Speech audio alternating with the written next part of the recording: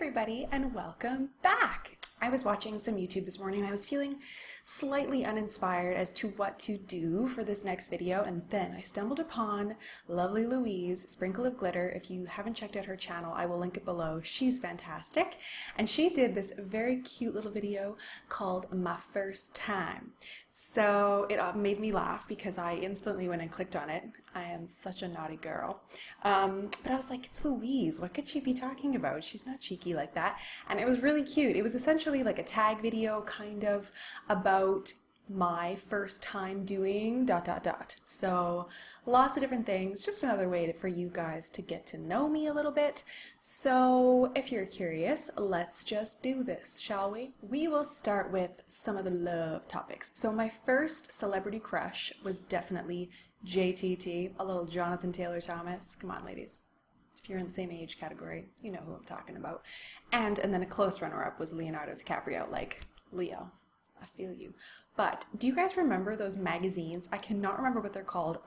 Maybe they still exist, but it's basically like just boys. So for that time in your life where you're like boy crazy, it's just pictures of boys and celebrity boys, and JTT had that like mushroom cut, and he was working that mushroom cut. My first date was oddly enough like a double date, but not really a double date.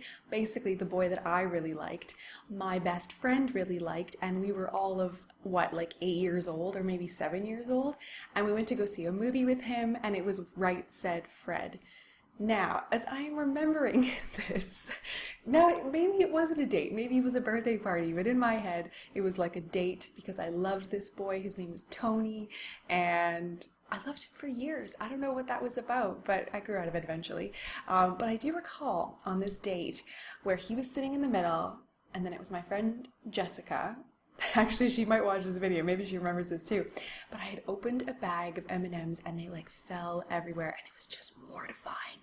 I was a rather shy child, so that was quite a predicament for me to be in.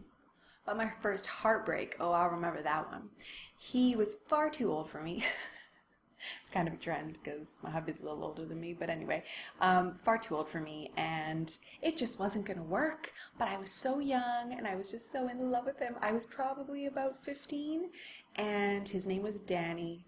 I was so devastated, actually, after this heartbreaking incident that I was able to convince my mother to paint my walls black in my room. She was not going to go for like the whole black wall thing. First of all, my room was in the basement. That's probably just a really bad idea because you're not getting all the sunlight, and then you're in a black room. It's like, could you get any closer to a cave? Anyway, so she allowed me to paint the walls like from the bottom up black, and then I had white walls on the top. Yeah, it was slightly dramatic in my younger days.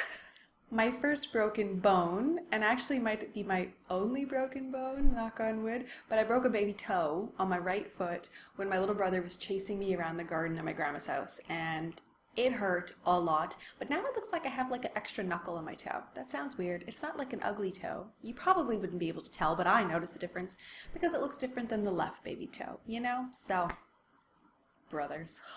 My first job was working as a teacher's assistant for my ballet class.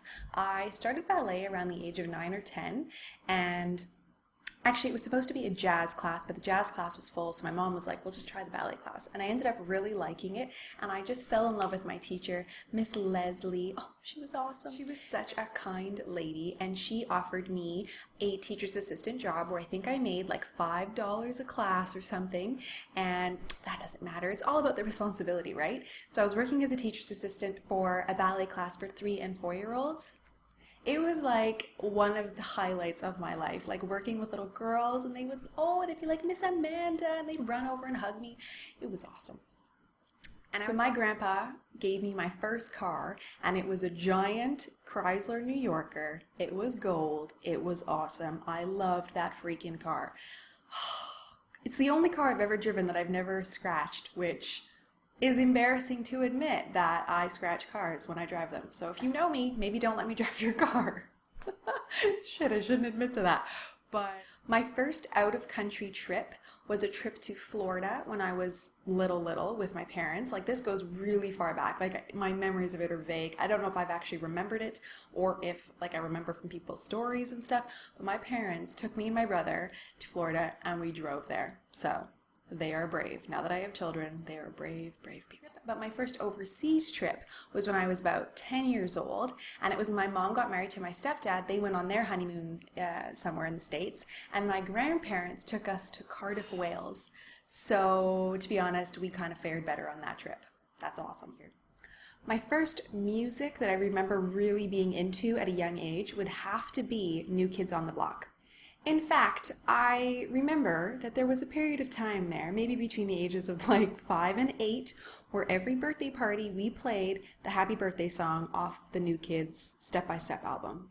My first big purchase that I remember like having to save and really invest in my money, which is like a ridiculous purchase now that I think of it in hindsight. But anyway, it was my high school grad ring. I don't know why this was so popular at the time. I don't actually know if it's popular anymore to do that kind of thing.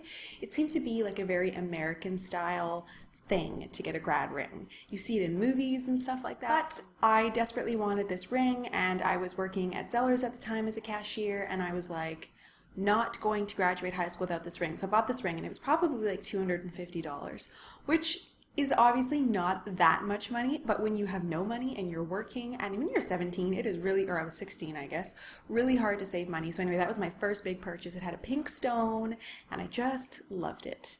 No idea where it is today, so that sucks. My first concert was actually Janet Jackson. That was awesome. My mom is pretty hip and she's pretty young, and obviously when I was younger, she was younger, so Janet Jackson was awesome, and she took me to go see that. I can't remember how old I would have been. Maybe I'd seen some concerts before, I don't really remember, but that was like the monumental, oh my god, I saw Janet Jackson. It was awesome. When I graduated elementary school, so I would have been like, what? 12 or something, or 11, I don't know, 12 maybe. So grade 6 in Canada is when you graduate elementary school. My mom got me tickets, well actually my grandpa got me tickets to go see Karen Kane's farewell tour. You're probably like, who the hell is Karen Kane? She is Canada's prima ballerina. I think that's what you call her. Anyway, she is absolutely amazeballs, and I absolutely love the ballet, and I was in love with Karen Kane, and it just came together so perfectly that I was graduating elementary school and she was doing her farewell tour, and I feel really, that came out weird, but I feel really honored actually that I saw her do this tour, because you can't see her dance anymore. So anyways, that was amazing.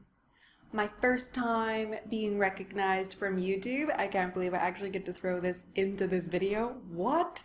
So this threw me by surprise actually. I was going out last week, and one time I'm like without Esme. I was going out with a girls' night actually, which that never happens, but it was really nice.